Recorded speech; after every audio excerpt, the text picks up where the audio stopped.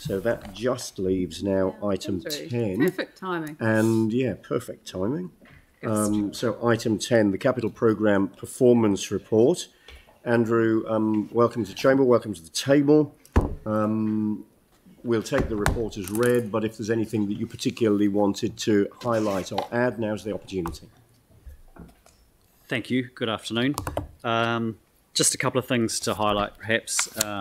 There's been...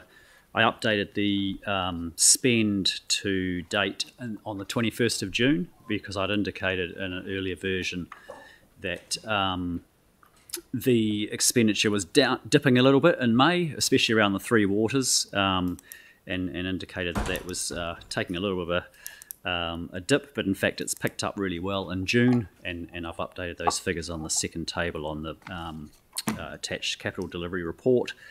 I've also this month just outlined each of the service areas across program, financial, risk and issues and resources, and taken a little bit of a look ahead into FY23 once the annual plan's locked in and the year-end close is processed. We're obviously turning our attention to that side of things now to make sure the achievements next year are stronger than this year, and 50% of those projects are in flight already, so there's some strong signals towards achievement of that.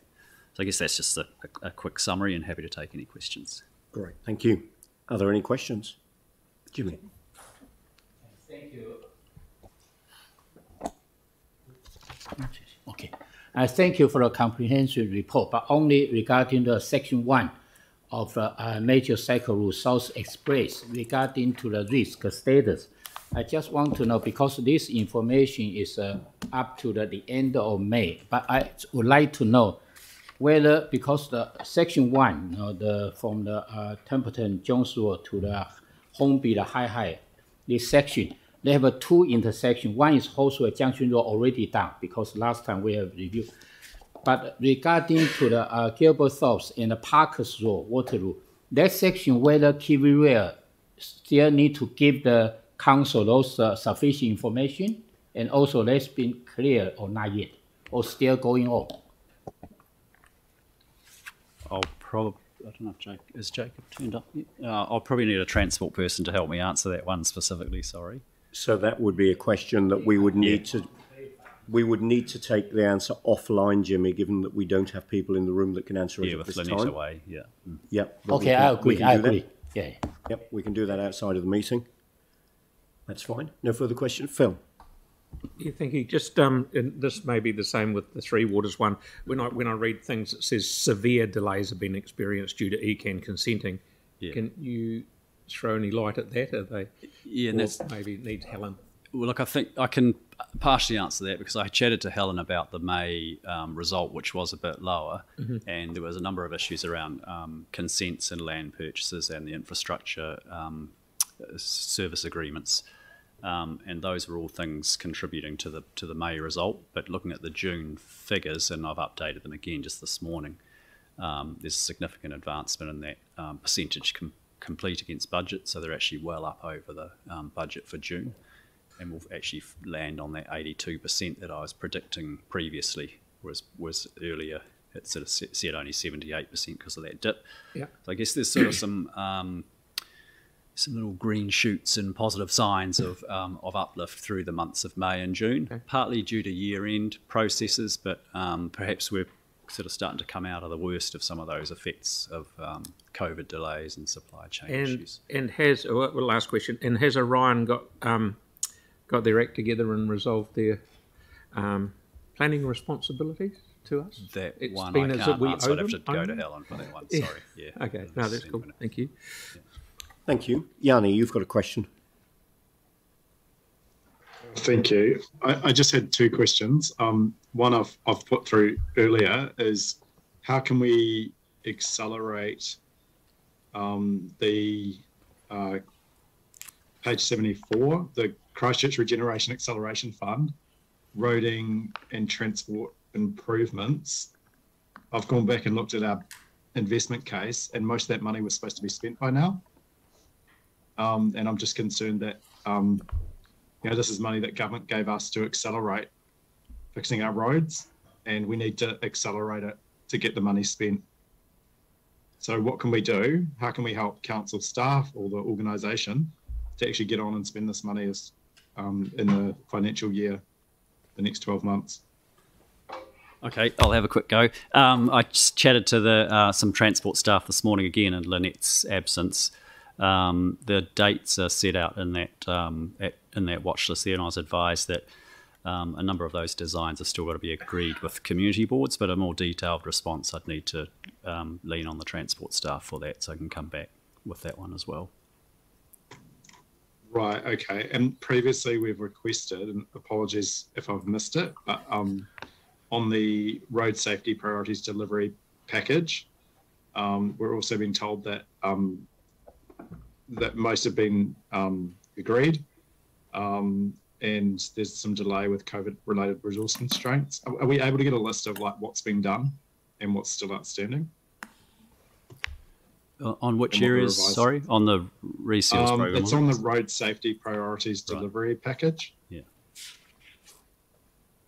Again, I'm going to go to transport for that one to provide you with more detail and the project breakdown of those programs. Yeah.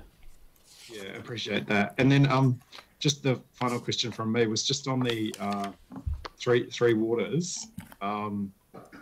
Just quite concerned about Knights Drains Ponds 509, that's on page 68, and also on the Waitaki, so I'm just trying to find it up, it's 521, page 66, the flood management LDRP 521 stage 1. I'm just sort of, I'm wondering if there's been any consideration of, did we just approve those too quickly? Did we need to do more work before we agreed to them? I'm just struggling to understand why there's been so many issues with those two, and whether the risk assessment to get us to council at a governance level to agree was sufficient given the problems that we're finding. I can really only report what I've got here. I haven't got the greater detail in behind that without the head of water here. Right. I can't comment a lot more on it, sorry. Yeah.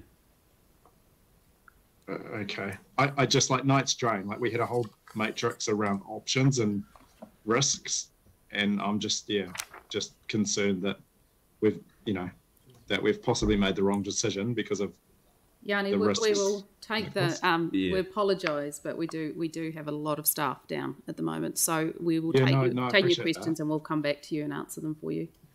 So if we can get an answer, maybe we could just get a memo on those two, but also should we come up with a different option if things are going to be delayed? Is there opportunities to relook at the ones that haven't started, like Knights Drain, which seems to be quite far behind? Well, let's get the information that you've asked for, and then whatever that flows to in terms of further decision making, we can take further advice at that time if we need to.